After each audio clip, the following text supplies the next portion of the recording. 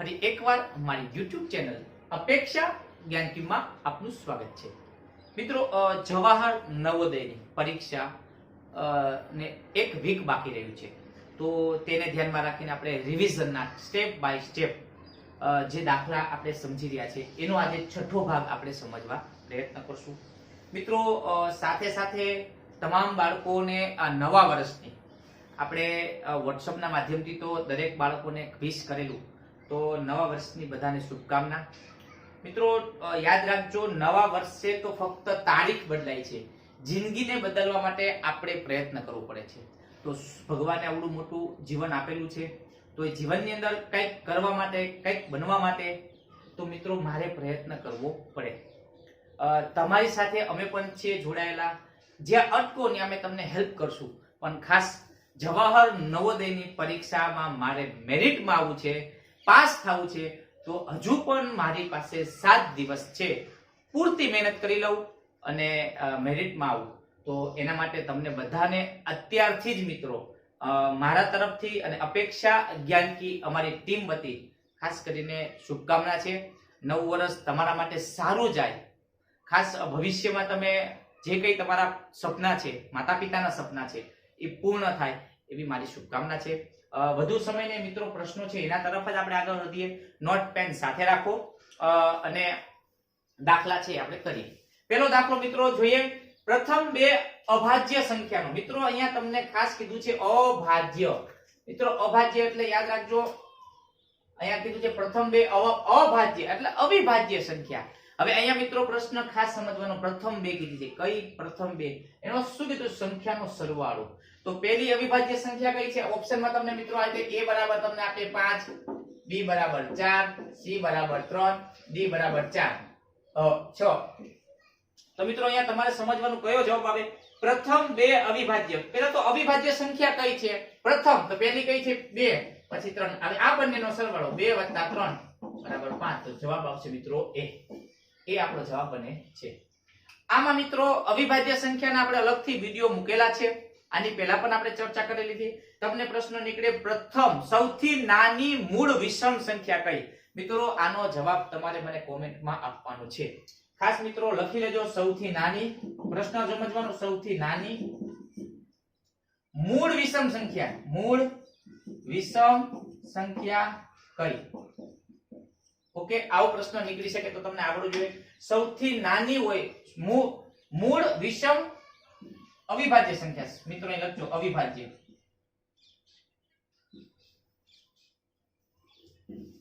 અહીં મિત્રો હોમવર્કમાં આપી દો બે દાખલા, ખાસ કરજો। સૌથી નાની હોય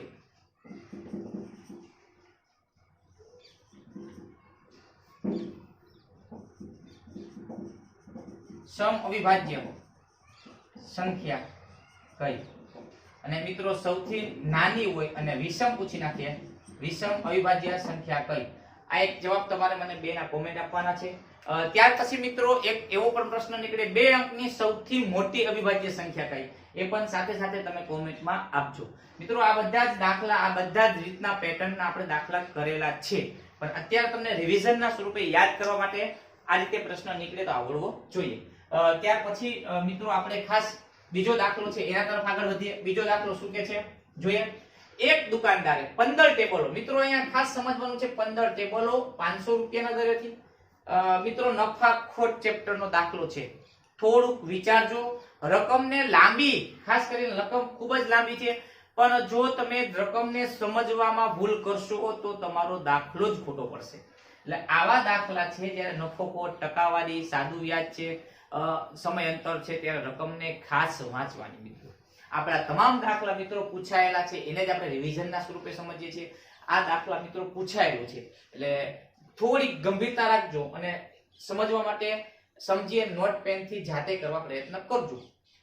એક દુકાનદારે 15 ટેબલો 500 ના દરે। મિત્રો 15 ટેબલ લીધા છે, ઓકે, કેટલાના દરે? 500 ના દરે એને ટેબલ ખરીદેલા છે। ટેબલ બરાબર અહીં આપણે આ રીતે આપણે લખી શકીએ છીએ, 15 × 5 = 7500 રૂપિયાના ટેબલની ખરીદી કરે છે, ઓકે। 20 ખુરશી કીધી। મિત્રો ખુરશી કેટલી લીધી છે અહીં સમજી શકીએ છીએ, 20 ખુરશી લીધી છે, અહીંયા લખેલા 20 ખુરશી 300 ના દરે, 3 દુ 6000 ની ખુરશી ખરીદી। ત્યાર પછી મિત્રો તેને 40 રૂપિયા, જો મિત્રો 40 રૂપિયા વાહન ખર્ચ ખાસ મિત્રો સમજજો, અહીંયા કોઈ પણ વસ્તુ આપણે ખરીદી કરીએ એની પાછળ જે ખર્ચ થાય છે, દાખલા તરીકે આપણે ટેબલ લીધું, કબાટ લીધો, સોફા સેટ લીધા, તો એ કઈ વસ્તુ આપણે સાથે ઉચકી નથી આવતા, એની પાછળ કોઈ ખર્ચ થાય છે, વાહન ભાડું લાવે છે, લારી ભાડું આવે છે, તો એને ખરાજાત કહેવાય. તો મિત્રો એ જે આપણી જે ખરીદ કિંમતની અંદર પ્લસ કરવું પડે, એનો ઉમેરો કરવાનો હોય છે. તો અહીંયા આપણે જોઈએ છે વાહન ખર્ચ લખી નાખીએ. કેટલા થાય છે? વાહન ખર્ચના આપણે જોઈએ છે કે 40 રૂપિયા. તો ટોટલ આપણી ખરીદી કરી કેટલા રૂપિયાની એ આપણે સમજી લે. સામાન્ય 0 4 5 6 ને 6 દુ 12 13,540 રૂપિયાની આપણે ખરીદી ટોટલ કરેલી છે. એટલે સોફા અને આ શું કહેવાય, ટેબલ અને ખુરશી. મિત્રો દાખલાનું થોડુંક ટ્વિસ્ટ અહીંયા હવે આપણે વાંચી લખવા પડશે. તેને ટેબલ અને ખુરશીઓને 380 ના સમાન ભાવથી વેચે છે. હવે મિત્રો આ 380 ના ટેબલ અને ખુરશીને સમાન ભાવેથી વેચી નાખ્યા. તો પહેલા તો આપણે ટેબલ કેટલા છે, ખુરશી કેટલી છે ખબર પડવી જોઈએ. તો મિત્રો ટેબલ અને ખુરશીનો સરવાળો જો કરીએ તો 15 વત્તા 20 એટલે ટોટલ કેટલી ખરીદી કરી? 35 વસ્તુની ખરીદી થાય છે. એની પડતર કિંમત થાય છે 13,540 રૂપિયા. હવે આ ટેબલ અને 35 વસ્તુને સમાન કીધું છે. શું કીધું છે? સમાન 380 ના દરેથી મિત્રો ભાવથી વેચે છે, તો નફો થાય કે નુકસાન? તો આપણે હવે જોઈ લઈએ કે ભાઈ 380 ના ભાવેથી, ખાસ મિત્રો અહીં લખેલા છે 380 ના ભાવેથી 35 વસ્તુનું વેચાણ કરે તો આને ગુણ્યા 35 કરી નાખીએ, બરાબર. એક વસ્તુના 380 રૂપિયા, તો 35 વસ્તુની ખરીદીના કેટલા થાય છે? 0 3 0 0 3 8 24 નો ચોકડો વધી પડી 2 3 તેરી 9 10 11 5 0 0 5 8 40 નું શું વધી પડી 4 5 તેરી 15 ને 4 19. મિત્રો અહીંયા જોઈ શકો છો 13,300 રૂપિયા. મિત્રો અહીંયા આપણે સમજીએ એની ખરીદ કિંમત અથવા પડતર કિંમત આપણને કેટલી પડી છે? 13,540 રૂપિયામાં એને 35 વસ્તુની ખરીદી કરી છે. અને વેચાણ કિંમત આપણે જોઈ શકીએ છીએ. વેચાણ કિંમત કેટલી છે? 13,300 રૂપિયા એ ટોટલ ઉપજે છે. દરેક અહીંયા મિત્રો જો તમે ખુરશી અને ટેબલનો ગણતરી કરો તો બંનેની સંખ્યા અલગ અલગ છે. એટલે આ રીતે આપણે ગણતરી કરવાની થાય છે. જો અલગ દાખલો છે મિત્રો, આ દાખલાને અલગ રીતે પણ કરીએ તો થોડુંક લેન્ધી પણ બને ને ભૂલ થાય, પણ આ રીતે આપણે કરી નાખીએ એટલે દાખલાનો જવાબ સરળતાથી મળે. અહીંયા મિત્રો સમાન હોત તો આપણે આનો દર કાઢી નાખત, પણ અહીંયા આપણે જોઈએ છે કે 380 ના દરેથી 35 વસ્તુની વેચાણ કરે છે, તો એને 13,300 રૂપિયા ઉપજે છે. તો હવે નફો થાય કે નુકસાન? તો મિત્રો પડતર કિંમત 13,500 છે, વેચાણ કિંમત 13,300, તો આપણે સહજ કહી શકીએ છીએ કે 140 રૂપિયાની મિત્રો ખોટ થાય છે. કેટલા રૂપિયાની? 240. સોરી, 0 4 3 માંથી 2 જાય તો 3 5 માંથી 3 જાય તો 2 240 રૂપિયાની મિત્રો અહીંયા ખોટ. દાખલો ખાસ મિત્રો આ વેપારીને શું થાય છે? તો 240 રૂપિયાની ખોટ જાય છે. મિત્રો આ બંનેની બાદબાકી કરવાની થાય છે. હવે મિત્રો આ જ દાખલાને કેટલા ટકામાં ખોટ ગઈ હોય જો એવો પૂછી નાખે તો તમારે ટકાવારી શોધવાની, પણ આ દાખલાની ટકાવારી પૂછી નથી, ખાલી નફો અને ખોટ કેટલા, તો ખોટ જાય છે 240 રૂપિયા. સમજાઈ ગયો હશે મિત્રો. દાખલો પૂછાયેલો છે, 2-3 વખત રિપીટ કરજો, આવડી જશે. હવે મિત્રો અહીંયા દાખલો છે 20% ના 50% કેટલા થાય? હવે જો મિત્રો 20% પેલા તો 20% લખવાના. ઓકે, ટકા આપેલા હોય તો છેદમાં કેટલા મૂકવો પડે? 100, બરાબર. એના કેટલા કીધા છે? 50% કીધા છે. એને 50 ગુણ્યા 50 કરવાના, એના છેદમાં 100 મૂકવાના, એના ગુણ્યા 100 કરવાના. તો મિત્રો આપણે ટકા મળી જાય છે.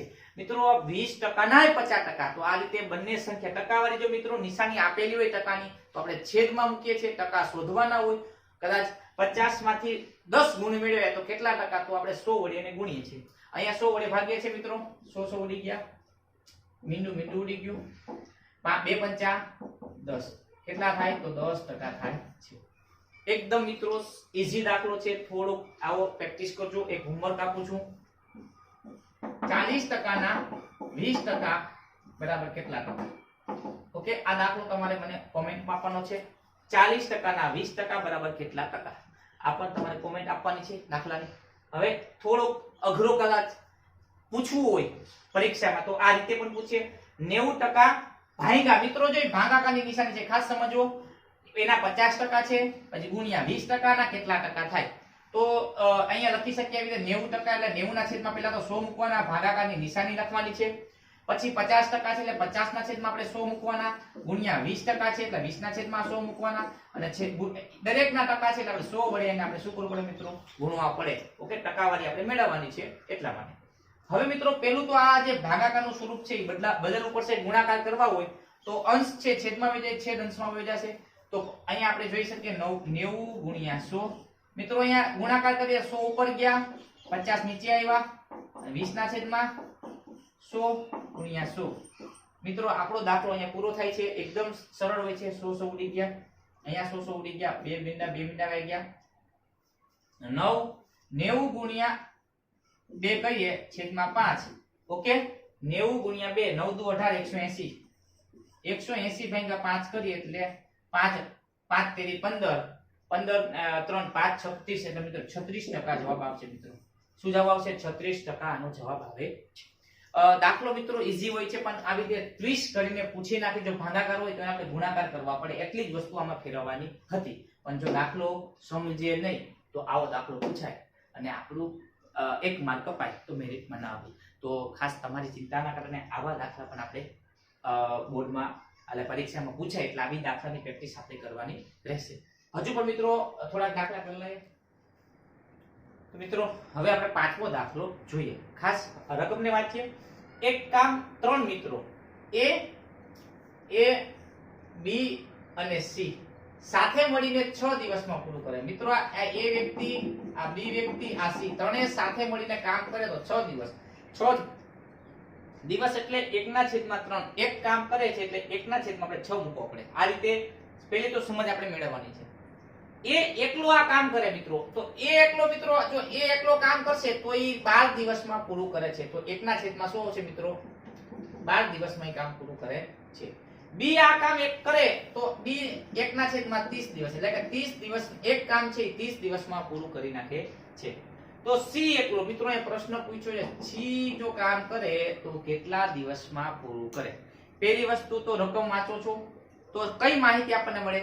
A, B અને C ત્રણેયનો મિત્રો કામનો દર 6 દિવસ છે. જો ત્રણેય સાથે મળીને કામ કરે છે તો 6 દિવસ થાય છે. એક એકલો કામ કરે તો 12 દિવસ, B એકલો કામ કરે તો એ જ કામ 30 દિવસમાં કરે છે. તો C કેટલા? તો મિત્રો આ કામ અને મહેતાનો દાખલો છે, એકદમ ઈઝી છે મિત્રો. અહીંયા આ જ રકમ આ ફોર્મેટમાં મૂકી દઈએ. એ કામ કેટલામાં કરે છે? 1/12.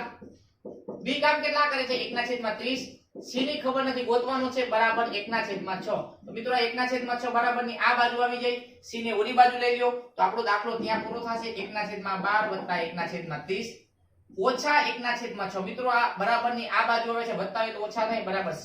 હવે મિત્રો અહીંયા 1/30 છે મિત્રો. 12, 30 અને 6 નો લસા આપણે ગોતવાનો થાય છે મિત્રો. અહીંયા આપણે જોઈ શકીએ છીએ 12, 30 અને 6 નો લસા. 2 × 6 = 12, 15 × 2 = 30, 2 તેરી 6, 2 તેરી 6, 15, 3, 3 × 3, 3 × 5 = 3, 5 × 5 = 5, 3 × 5 = 15, 2 × 30 = 60. લસા કેટલો આવ્યો મિત્રો? 60. જો 60 લસા આવ્યો તો 1/12 અહીંયા 5 વડે ગુણવાના, પછી 30 દુ 60 અહીંયા 2 વડે ગુણવાના, ઓછા કરવાના, ઓછા હોય તો 1/6 × 5 = 30, 6 દાન 60. તો મિત્રો અહીં 10 વડે ગુણવાના થાય છે. હવે મિત્રો આપણે અહીંયા સાદું રૂપ આપણે અહીંયા આપી દઈએ સાઈડમાં મિત્રો. ખાસ જોજો મિત્રો, કોઈ પણ બાબત રહી ન જાય. એકદમ નિરાતે 5 એકા 5 છેદમાં કેટલા છે મિત્રો? અહીં જોઈ 12 × 5 = 60 લખી નાખીએ. ઓકે, નીચે 1 દુ 2 ઓછા 10 એકા 10. મિત્રો અહીંયા તમે જોઈ શકો છો 5 એકા 5, 2 એકા 2 અને 10 એકા 10. અહીંયા મિત્રો બે જગ્યાએ સરવાળો છે, એક જગ્યાએ ઓછા તો ઓછા કરવાના. હવે 10 ને 10 માંથી 7 બાદ કરીએ મિત્રો એટલે કેટલા થશે? 3 વધશે મિત્રો. 10 - 7 કરે 3 વધે, 10 માંથી 7 છેદમાં 3. ઓકે, 30 60 ભાગ્યા આપણે 30 કરે 3 દુ 6, એટલે મિત્રો ઉપર કાઈ નો લે 1 વધે, 1/20. એટલે મિત્રો જવાબ આવ્યો એક કામ જો C કરે, C જો આ કામ કરે તો 20 દિવસમાં પૂરું કરે. મિત્રો દાખલો એકદમ સરળ હતો, પણ થોડું પૂછવાની પદ્ધતિ ખાલી લસા લઈને તમારે અપૂર્ણાંકના સરવાળા બાદબાકીનો સાદું રૂપનો દાખલો હતો, પણ જો સમજવામાં ભૂલ કરીએ તો ન આવે. ત્યાર પછી આગળ આ દાખલો કરીએ. એક બસ અ શહેરથી બ શહેર જવા માટે નીકળી. મિત્રો આ અ શહેર છે, ત્યાંથી બસ નીકળે છે ક્યાં જવા માટે? બ શહેર માટે નીકળે છે, અ થી બ. 1 કલાકના 50 કિલોમીટરની ઝડપથી અંતર કાપે છે. મિત્રો 1 કલાક, અહીંયા ધ્યાન આપો, 1 કલાકની અંદર કેટલું કિલોમીટર અંતર કાપે છે? તો 50 કિલોમીટર અંતર કાપે છે. તો 6 કલાક ચાલ્યા. 6 કલાક મિત્રો ચાલે તો કેટલું કાપે અંતર? તો 6 × 50 કરીએ એટલે મિત્રો 6 × 5 = 30, એટલે 300 કિલોમીટર આપણે અંતર કાપે છે. હવે મિત્રો આગળ શું કીધું છે? તેને કુલ અંતરના મિત્રો અહીંયાથી અહીંયા સુધીનું અંતર છે એના કુલ અંતરના 1/3 ભાગનું. મિત્રો 1/3 ભાગનું અંતર કેટલા કાપ્યું એને તો કે 6 કલાકમાં. 6 કલાકમાં મિત્રો એને 1/3 ભાગનું 1/3 ભાગનું અંતર કાપ્યું તો કેટલા કિલોમીટર થયા 300 કિલોમીટર પોતે ગાડી ચાલે છે. તો હવે મિત્રો અહીંયા પ્રશ્ન એ છે અ અને બ વચ્ચેનું અંતર. અહીંયાથી મિત્રો જો 6 કલાક ગાડી ચાલે છે અહીંયા સુધી આપણે સમજીએ કે 1/3 ભાગ છે તો એ 300 કિલોમીટર ચાલી. સમજી લો 300 કિલોમીટર. અહીંયા આપણે જોઈએ છે 1/3 ભાગ છે, બાકી કેટલો હશે ભાગ? એક ભાગમાંથી 1/3 ભાગ આપણે કહીએ તો 2/3 ભાગ બાકી હશે. આ સામાન્ય આપણે અપૂર્ણાંકની સમજના આધારે ને કે 2/3 ભાગ બાકી છે. 1/3 ભાગમાં 300 કિલોમીટર ચાલે છે તો એક ભાગની અંદર ટોટલ કેટલું હશે? ટોટલ તો મિત્રો અહીંયા જોઈએ છે તો 300 + 300 + 300 તો આપણે સામાન્ય રીતે જોઈએ તો 900 છે થાય એટલે 300 કિલોમીટર. તો એક ભાગના મિત્રો કેટલા ભાગના? એક ભાગના કેટલા? આ રીતે મિત્રો આપણે ત્રિરાશિ મૂકવાની છે 1 * 300 * 3/1. મિત્રો છેદનો છેદ આપણે અંદર થાય ઉપર લઈ લેવાનો 3 * 300 એટલે 900 કિલોમીટર. કેટલા થાય મિત્રો? 900 કિલોમીટર અંતર થાય છે. ખાસ આવા દાખલામાં થોડુંક સમજવાનું છે. આ રીતે પણ લોજિક સમજીએ મિત્રો. એક ભાગમાંથી 1/3 ભાગ છે એના 300 હોય મિત્રો તો 2/3 ભાગના કેટલા થાય છે? તો 2/3 ના 600 300 + 600 તો પણ જવાબ કેટલો આવે? 900 કિલોમીટર આવી જાય. તો ખાસ a અને b વચ્ચેનું અંતર કેટલું છે? 900 કિલોમીટર છે.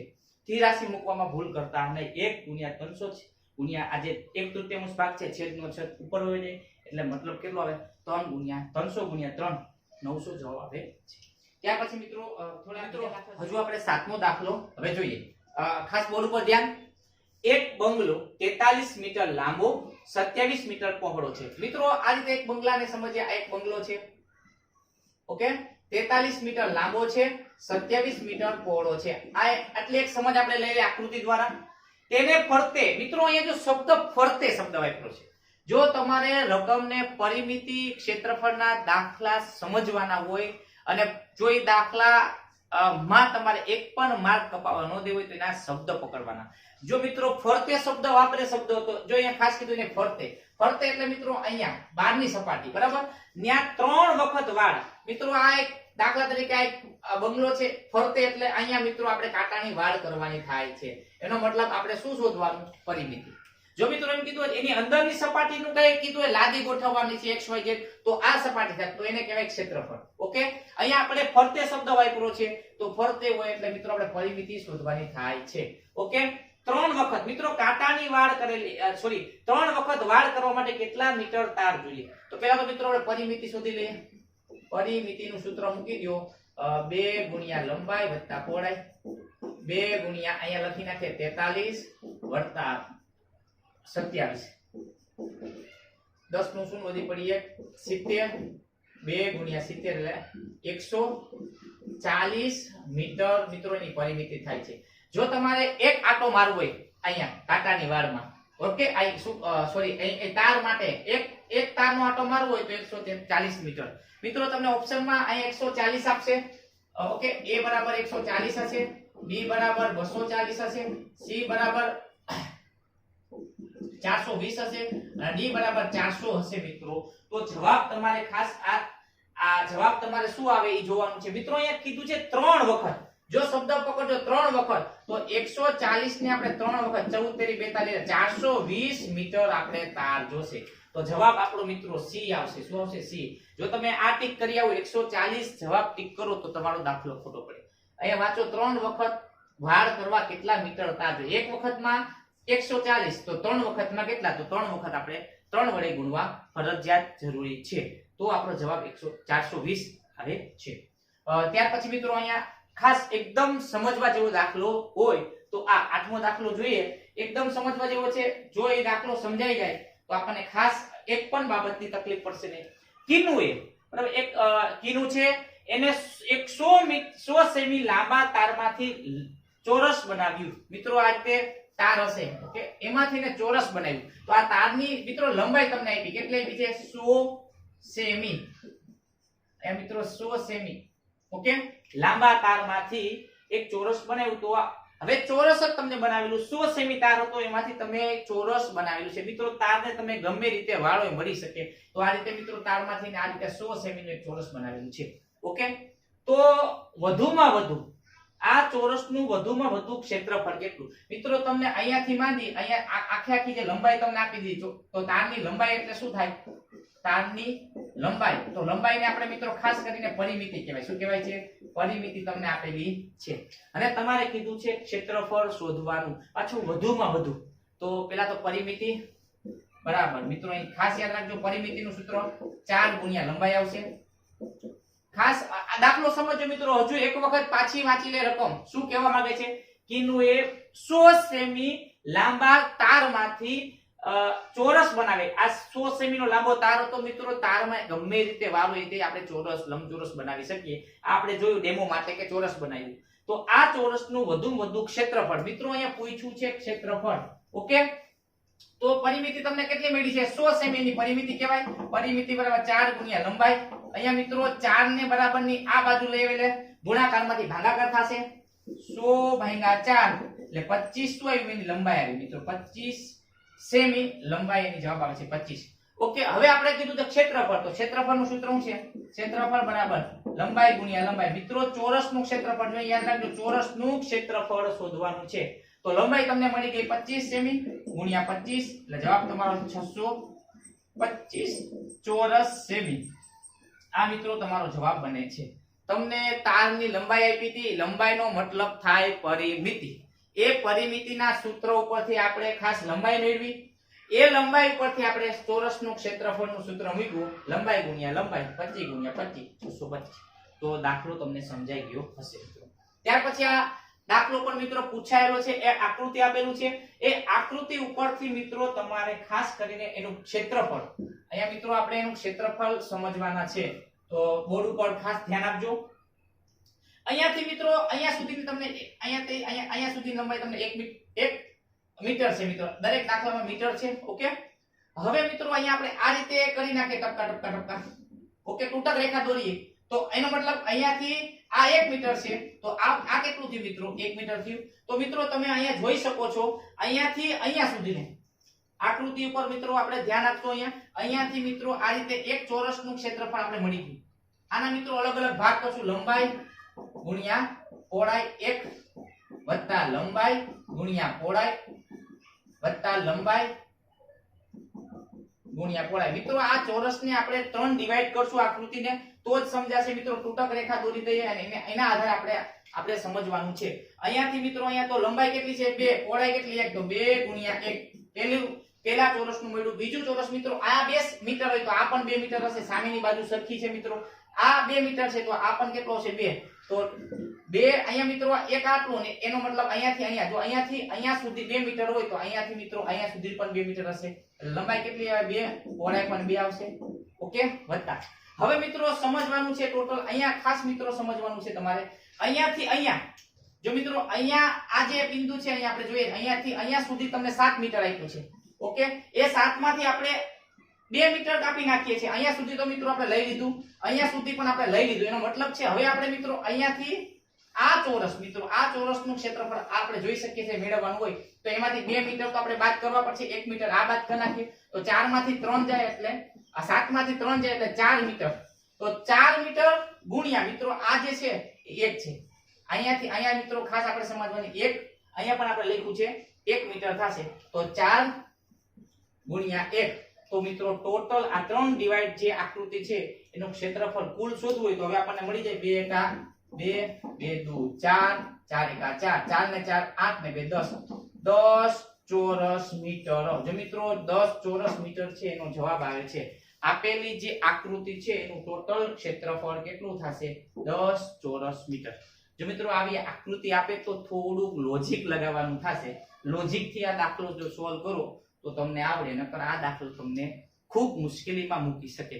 કારણ કે આકૃતિ હોય એનું માપ આતે તૂટક રેખા દોરી અને અલગ અલગ ડિવાઈડ કરશું તો સમજાઈ જશે. ઓકે, હજુ પણ મિત્રો આપણે 2 દાખલા છે એ કરી લઈએ. મિત્રો એક સાદું રૂપ અને 2 ટકાવારી દાખલા કરી અને આજનો આપણે વિડિયો પૂરો કરશું. ખાસ બોર્ડ ઉપર ધ્યાન આપજો. 15.1 દૂતીયાંશ છે ઓછા. તો મિત્રો સાદુરૂપ છે તો ખાસ આવા સાદુરૂપના દાખલા અપૂર્ણાંકના જવાહર નવોદયમાં 1 કે 2 માર્કમાં હોય છે. એવા દાખલાને સ્ટેપ બાય સ્ટેપ કરશું તો જવાબ મળશે, નકર મળશે નહીં. 15 દુ 30 ને 31 ના છેદમાં 2 મિત્રો. અહીંયા મિત્રો 5 5 ઉડી જાય એટલે 4 દુ 8, આ 4 તેરી 12 મિત્રો. આ અવયવ પાડીએ ને 4 દુ 8 આપણે અવયવ પડી ગયા. વત્તાના વત્તા, કૌંસની અંદર 7 ના 7. અહીંયા મિત્રો ભાગાકાર છે તો ગુણાકાર કરી નાખીએ. ઓકે, 4 એકા 4 ને 3 7. તો 4 ઉપર જાય, 7 નીચે આવ્યા, મોટો કૌંસ ગુણ્યા 2. અહીંયા મિત્રો તમે જોઈ શકો છો 4 એકા 4 ને 3 7. 7 ના છેદમાં 4 હતા તો ગુણાકાર કરવો હોય તો મિત્રો 4 ક્યાં જાય, ઉપર ગયા અને 7 નીચે આવી ગયા. હવે મિત્રો અહીંયા જોઈ શકો છો 4 4 નીકળી ગયા, 7 7 નીકળી ગયા. અહીંયા 31 ના છેદમાં 2 છે, ઓછા અહીંયા જોઈએ છે 3 વધ્યા છે, નીચે 2 છે, વત્તા અહીંયા કેટલા છે 4 છે, છેદમાં મિત્રો કાઈ નથી એટલા મતલબ 1 હોઈ શકે. ઓકે, એના ગુણ્યા 2. હવે મિત્રો એ બે લસા લઈ લે, તો શું થશે અહીંયા જોઈ શકો છો 31 ના છેદમાં 2, 3 ગુણ્યા 2 વત્તા અહીંયા 4 દુ 8 કરી નાખીએ, છેદમાં 2 આવી ગયા. મિત્રો અહીંયા જો 2 વડે ગુણીએ તો 4 દુ 8 એટલે છેદમાં 2 ડાયરેક્ટ આપણે લીધા છે, ગુણ્યા 2 ના 2 કરી નાખીએ. 8 ને 3 11 એટલે મિત્રો અહીંયા આવે છે 11 ના છેદમાં 2 ગુણ્યા 2. આ બે નો ગુણાકાર મિત્રો આની સાથે કરવાના 11 દુ 22 થશે. 31 ના છેદમાં 2 ને છેદમાં 11 દુ 22 મિત્રો, 22 ના છેદમાં 2. 11 દુ મિત્રો 22 થયા, યાદ રાખજો. ઓકે, આ બે આની સાથે ગુણે છે.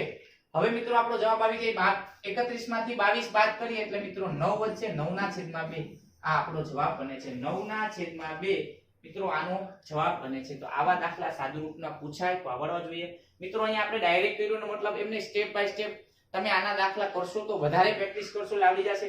અહીંયા મિત્રો 2 વડે ગુણ્યા છે એટલે 4 દુ 8 આવી ગયા. લસા છે એટલે 2 નીચે લખ્યા છે, બરાબર.